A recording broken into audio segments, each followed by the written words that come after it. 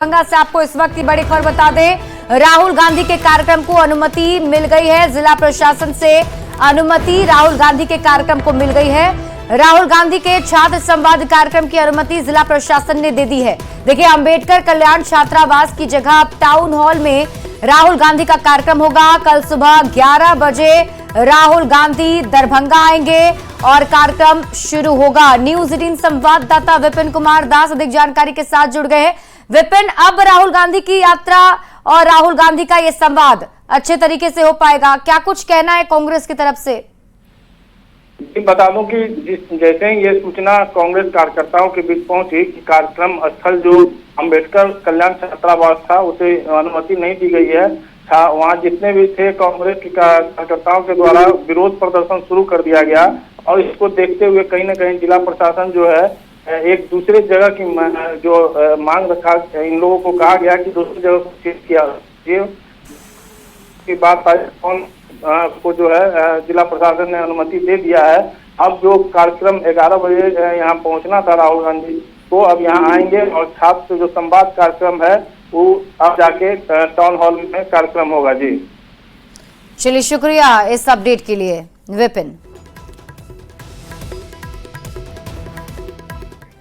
देखिए, बिहार में बीजेपी आतंकियों के खिलाफ सेना के ऑपरेशन सिंदूर की जानकारी लोगों को देगी। बीजेपी नेता लोगों के बीच घूम घूम कर ऑपरेशन सिंदूर की उपलब्धियों को बताएंगे। पटना में बिहार बीजेपी अध्यक्ष डॉक्टर दिलीप जायसवाल के नेतृत्व में तिरंगा यात्रा निकाली गई, जिसमें दोनों डिप्टी सीएम सम्राट चौधरी और विजय सिन्हा, बिहार सरकार के मंत्री सहित एनडीए के कई नेता और कार्यकर्ता शामिल हुए।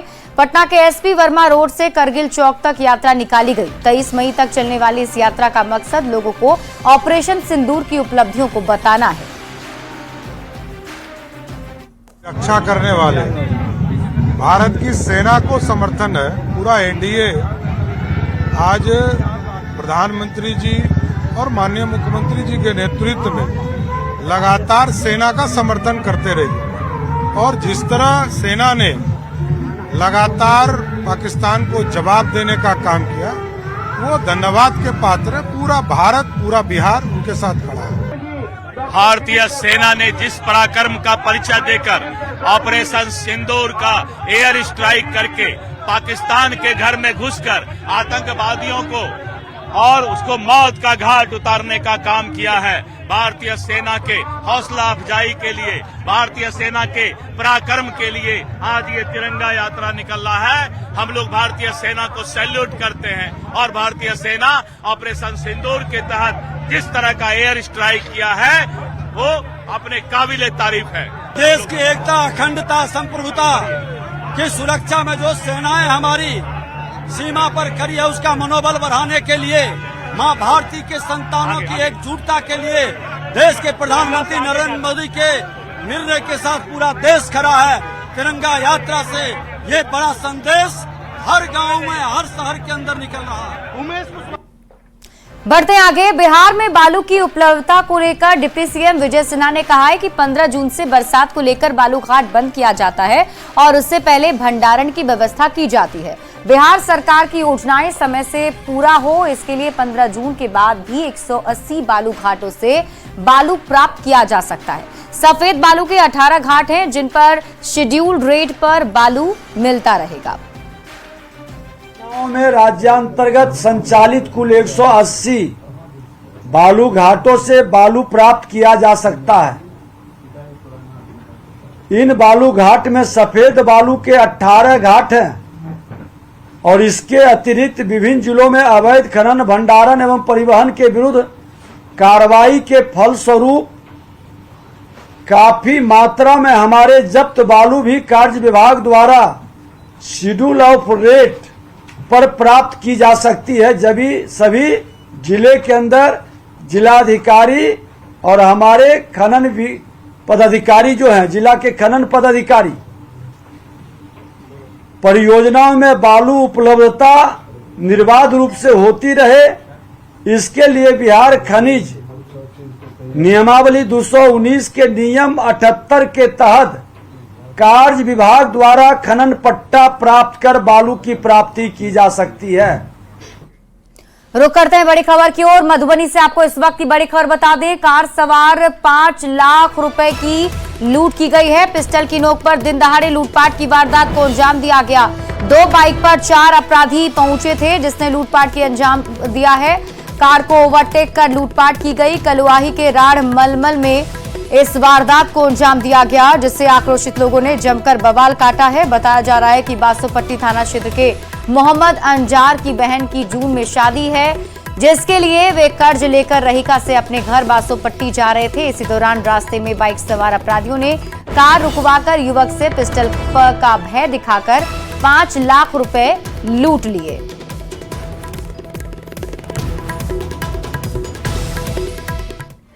टीआरई 3 के शिक्षकों का नौकरी का सपना साकार हुआ और अब कल से सभी स्कूल ज्वाइन कर सकेंगे।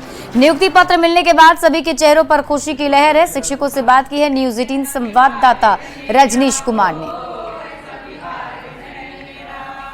के शिक्षकों का आखिरकार इंतजार खत्म हुआ और आज से सभी शिक्षकों को योगदान पत्र मिलने लगा है। तो राजधानी पटना की बात करेंगे, यहाँ पर भी बॉयज हाई स्कूल में तमाम शिक्षक पहुंचे हैं और देखिए हाथ में योगदान पत्र है और चेहरे पर मुस्कान भी लौटने लगी है। यानी इसी दिन का सभी को इंतजार था। कई ऐसे शिक्षक हैं जो पहले दिल्ली, पंजाब, मुंबई, गुजरात, राजस्थान तमाम शहरों में रहते थे और इंतजार कर रहे थे बिहार में कब नौकरी मिलेगी।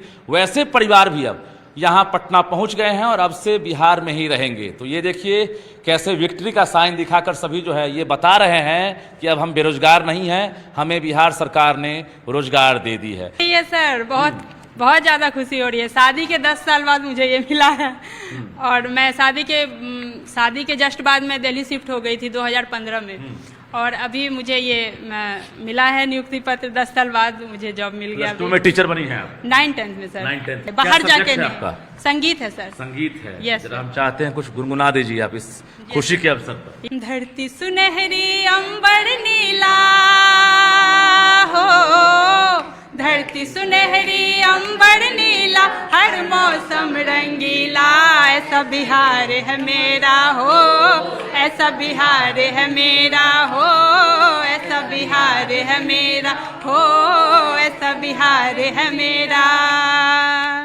मोले बिहा कोयल बोले हो, मोर पपीहा कोयल बोले, हर मौसम रंगीला, ऐसा बिहार है मेरा हो, ऐसा बिहार है मेरा।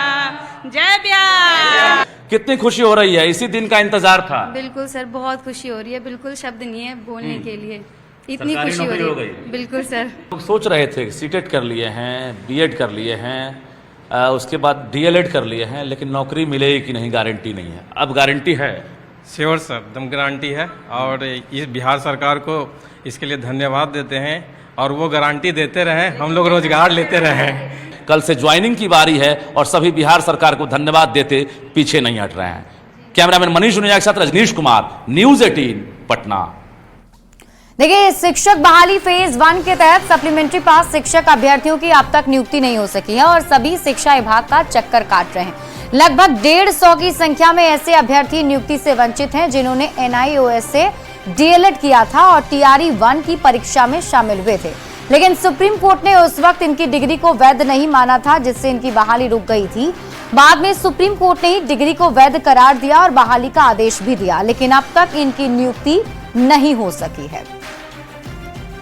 टीआरई 1 के विज्ञापन के तहत हजारों अभ्यर्थी 1.5 साल पहले शिक्षक बन गए और स्कूल में आज बच्चों को शिक्षा दे रहे हैं, लेकिन अब भी सैकड़ों ऐसे अभ्यर्थी हैं जो 1.5 साल से लगातार सरकारी कार्यालय का यानी शिक्षा विभाग का लगातार चक्कर काट रहे हैं। कारण यह है कि ये लोग NIOS से डीएलएड थे और सुप्रीम कोर्ट ने उस वक्त आदेश दे दिया था कि जो NIOS से डीएलएड हैं वो वैध नहीं है। ऐसे में ये लोग लगातार अब शिक्षा विभाग का चक्कर काट रहे हैं। इस बीच सुप्रीम कोर्ट ने इनकी डिग्री को वैध मान लिया और आदेश दे दिया कि इनकी बहाली की जाए, जिसमें पटना हाई कोर्ट के सिंगल बेंच ने ही फैसला दे दिया। लेकिन 2 बार डॉक्यूमेंट्स वेरिफिकेशन के बाद भी शिक्षा विभाग इन लोगों को बहाल नहीं। क्या इशू है? सर हम लोग का इशू है, जो हम लोग NIOS डीलेट कैंडिडेट थे, पर सब कुछ होने के बावजूद भी हम लोग को अभी तक स्कूल में नहीं भेजा गया है। 2 बार डॉक्यूमेंट का सत्यापन करवा लिया गया, फिर स्कूल अभी तक ना स्कूल अलॉट हुई है और ना हम लोगों को स्कूल में ज्वाइनिंग लेटर, न कुछ भी प्रोसेस आगे नहीं बढ़ रही है। डॉक्यूमेंट्स वेरिफिकेशन के लिए विज्ञापन निकाले गए थे और वेरिफिकेशन भी करा लिया गया। हैरानी की बात यह है कि वेरिफिकेशन के बाद अब तक ज्वाइनिंग नहीं हो सकी है। ऐसे में अब ये लोग निराश हैं, परेशान हैं कि जल्द ही आचार संहिता लगने वाला है बिहार में और ऐसे में ये लोग बहाली से वंचित रह जाएंगे। आप लोग शिक्षा विभाग से बार बार टाइमलाइन दिया जा रहा है, 1 वीक 10 दिन 1 महीने में हो जाएगा, पर कोई अस्वस्थ नहीं कहीं से भी खबर आ रहा है और बार बार हम लोग को आश्वासन दे दिया जा रहा है, लिखित में कोई भी आदेश नहीं दिया जा रहा है। क्या चाहते हैं आप लोग? चाहते हैं कि जल्द से जल्द हम लोग को भी विद्यालय। हो गई आपकी? सर 52 वर्ष हो गई है। 52 साल? तो नौकरी के लिए तो उम्र कम बची है। जी सर बहुत कम बची है, लेकिन कैटेगरी में आते हैं इसलिए थोड़ा सा बचा हुआ है। लेकिन अब सरकार से चाहते हैं जो उतना ही बचा हुआ है उतना ही हम लोग को नौकरी दे दिया जाए, ताकि आगे बुढ़ापा में कुछ सहारा हमको भी मिल जाए। अल्टीमेटम भी आप लोग दे रहे हैं कि अगर इस डेट तक नहीं होता है तो हम लोग फिर आगे कार्रवाई करेंगे। क्या करना है आप लोग? नहीं सर, कार्रवाई नहीं करनी है, बस हम लोग को उनसे अनुरोध करना है कि हम लोग को जल्द से जल्द, बिल्कुल विश्वास है, बस उनसे अनुरोध है कि जल्द से जल्द हम लोग की नियुक्ति की। सवाल ये उठता है कि आखिर कोर्ट के आदेश के बाद भी शिक्षा विभाग डिले क्यों कर रहा है। कैमरामैन मनीष जुनिया के साथ रजनीश कुमार, न्यूज 18 पटना। बिहार में बड़े पैमाने पर होमगार्ड जवानों की बहाली हो रही है, जिसके लिए फिजिकल टेस्ट कल से पटना हाई स्कूल के ग्राउंड में लिया जाएगा। हर दिन लगभग 1400 अभ्यर्थियों की जांच होगी। बता दें कि 15,000 होमगार्ड जवानों की बहाली होगी, जिसके लिए 69,000 आवेदन आए हैं। हम लोगों का अब शुरू हो रहा है 15 मई से अभियान, और ये जो पटना हाई स्कूल का ग्राउंड है हम लोगों का, वहीं पर ये आयोजित किया जा रहा है। वो उनका शारीरिक दक्षता की जांच होगी वहाँ पर। लगभग 50 दिन तक ये चलेगा हम लोगों का क्रम, और प्रतिदिन हम लोग लगभग 1400 जो आवेदक हैं उनको बुलाने का प्लान है अभी तक, और कुल 69,000 के आसपास आवेदन आए हैं। तो सभी का फिजिकल टेस्ट वहाँ लिया जाएगा। दरभंगा में स्वास्थ्य मंत्री मंगल पांडे ने DMCH अस्पताल परिसर से तकरीबन 30 करोड़ की 13 योजनाओं का उद्घाटन और शिलान्यास किया है। इस दौरान सांसद गोपाल जी ठाकुर समेत कई विधायक और मंत्री भी मौजूद रहे। मंगल पांडे ने बन रहे गर्ल्स हॉस्टल का भी उद्घाटन किया। सांसद गोपाल जी ठाकुर ने कहा कि स्वास्थ्य और चिकित्सा के मामले में दरभंगा आत्मनिर्भर बनने की राह पर चल चुका है। दरभंगा को लगातार बिहार सरकार माननीय मुख्यमंत्री श्री नीतीश कुमार जी के सौगात मिल रहे हैं। विभिन्न विभागों के माध्यम से दरभंगा में विकास के नित्य नए काम हो रहे हैं, और आज उसी क्रम में स्वास्थ्य विभाग की ओर से भी जो हमारे नर्सिंग की छात्राएं थी, 260 बेड के छात्रावास का आज उद्घाटन हुआ है, और इसके अतिरिक्त 11 हेल्थ एंड वेलनेस सेंटर के उद्घाटन हुए हैं, 2 APSC का उद्घाटन हुआ है। निश्चित रूप से आत्मनिर्भर समझिए बन गया है। जहां पर न्यूरो का विभाग नहीं था, हार्ट का विभाग नहीं था, कैंसर का विभाग नहीं था, सर्जरी का विभाग नहीं था, नाला का निर्माण नहीं हुआ था, आज माननीय मंगल पांडे जी के नेतृत्व में यहां पर हर क्षेत्र में काम प्रारंभ हो गया है। बिहार सरकार का निगाह, चूँकि यहाँ नेपाल के भी 14 जिला के लोग आते हैं, उत्तर बिहार के प्रमुख अस्पताल में दरभंगा DMCH है, इसलिए यहाँ पर आत्मनिर्भर की ओर बढ़ चुका है दरभंगा। जम्मू कश्मीर में बॉर्डर पर पाकिस्तानी सेना की गोलीबारी में शहीद हुए जवान राम बाबू सिंह का पार्थिव शरीर पंचतत्व में विलीन हो गया। सिवान के गौतम बुद्ध नगर थाना के उनके पैतृक गांव वसीलपुर में शहीद का अंतिम संस्कार किया गया। शहीद के पार्थिव शरीर के अंतिम दर्शन को लेकर लोगों का हुजूम उमड़ पड़ा। नम आंखों से लोगों ने शहीद राम बाबू को अंतिम विदाई दी। शहीद के लिए हम लोग काफी दुख में है, कि यहीं से वो तैयारी करते थे, हम लोग भी यहीं से तैयारी करते हैं। बहुत गौरव की बात है कि देश के लिए शहीद हुए हैं, लेकिन दुख तो है। दुख तो बहुत है, कि अभी उनका शादी हाल ही में हुआ था। युद्ध को लेकर क्या सोच रहे हैं? जिस तरह से पाकिस्तान ने कायराना हमला किया है, इसको लेकर पाकिस्तान बहुत गलत किया है, लेकिन हम लोग अभी बहुत सारे लड़के यहाँ पे तैयारी कर रहे हैं पाकिस्तान से लड़ने के लिए। फिर जाएंगे की बात है। हमारा भारत सरकार से यही कहना है कि जो भी प्रक्रिया है, अभी मिशन सिंदूर खत्म हुआ नहीं है, इसको और जल्द से जल्द इसको और तेज किया जाए। और नेस्तनाबूद किया जाए। पाकिस्तान को ये झंडा जो अभी हमारे हाथ में है, ये लाहौर में जाके, इस्लामाबाद में झंडा जाके गड़ना चाहिए। शहीद राम बाबू सिंह जम्मू में शहीद हुए तो सेना मुख्यालय को इसकी जानकारी परिवार वालों को देने में काफी मशक्कत हुई। पत्नी ने साइबर फ्रॉड का कॉल समझकर राम बाबू से जुड़ी जानकारी मांगे जाने पर बिना पूरी बात सुने ही फोन काट दिया था। शहीद की पत्नी अंजलि उस समय धनबाद में अपने मायके में थी। इसके बाद सेना मुख्यालय ने शहीद के बड़े भाई अखिलेश कुमार सिंह से संपर्क कर उन्हें जानकारी दी। क्योंकि मैं पढ़ी लिखी हूँ और वहाँ से कुछ डायरेक्टली इन्फॉर्मेशन नहीं मिल रहा था, तो आपको ही पता है हम अपना इन्फॉर्मेशन तो कुछ भी प्रोवाइड कर नहीं सकते। मेरे पास कॉल आया तो मुझे लगा वेरिफिकेशन के लिए आया, क्योंकि सारे डॉक्यूमेंट्स अभी वहाँ पे जमा होने के लिए गया था। तो मैंने उनसे उनका यूनिट वगैरह पूछा, तो उन्होंने ही मतलब सीधा सीधा नहीं बोला। तो अब अगर मैं जब तक डाउट में रहूं, वो सीधा से क्लियर नहीं बोल रहा था, तो फिर इसीलिए मैंने बोला कि ठीक है, या तो आप कॉल बैक कर लीजिए। उन्होंने ही बोला मैं 5 मिनट में कॉल बैक कर लेती। औरंगाबाद के देव सूर्य मंदिर परिसर में पूर्व सैनिकों पर हेलीकॉप्टर से पुष्प वर्षा की गई। भोजपुरी सिनेमा के पावर स्टार पवन सिंह ने उन पर पुष्प वर्षा की है। जिला क्रिकेट एसोसिएशन की तरफ से आयोजित कार्यक्रम में 30 की संख्या में रहे पूर्व सैनिकों को अंग वस्त्र देकर सम्मानित भी किया गया। पूर्व सैनिकों ने कहा कि ऑपरेशन सिंदूर अभी भी जारी है। आतंक के किसी भी एक्शन पर भारतीय सेना कड़ा जवाब देगी। पूर्व सैनिकों ने पीएम मोदी और डीएम को पत्र भेजकर पूर्व सैनिकों ने मांग की है कि जब भी और जैसे भी जरूरत हो पूर्व सैनिक देश के लिए कुर्बानी देने को तैयार हैं। सेना का पूरा रडार प्रणाली और आर्मी का पूरा रेजिमेंट वहाँ पे खड़ी हुई है। पाकिस्तान के किसी भी नापाक हरकत को निपटने के लिए वहाँ पे सेना 24 घंटे तैयार बैठी हुई है। और वहाँ पे अभी अब जस्ट रिपोर्ट आई है कि कहीं पे न्यूक्लियर लीकिंग भी चालू हो गई है पाकिस्तान का रनियार खान के क्षेत्र में, न्यूक्लियर प्लांट में, जहाँ के तुर्की से ड्रोन का एक खेप दिया है वहाँ उस इफेक्ट को कम करने के लिए। तो बहुत ही सेंसिटिव स्थिति अभी बनी हुई है। इसमें सरहद पे जो मौजूद सेना है, वायुसेना और हमारी थल सेना, नेवी भी पूरी तरह से चौकन्ना और चौबंद है। ऑपरेशन सिंदूर में भारतीय सेना के अदम्य शौर्य और पराक्रम के सम्मान में देश भर के रेलवे स्टेशन जगमगा उठे हैं। भारतीय रेल ने वीर सैनिकों के प्रति अपनी कृतज्ञता व्यक्त करने के लिए ये अनूठा आयोजन किया। इस मौके पर कश्मीर से कन्याकुमारी और गुजरात से असम तक के रेलवे स्टेशन पर राष्ट्रभक्ति का अलग जोश देखने को मिला।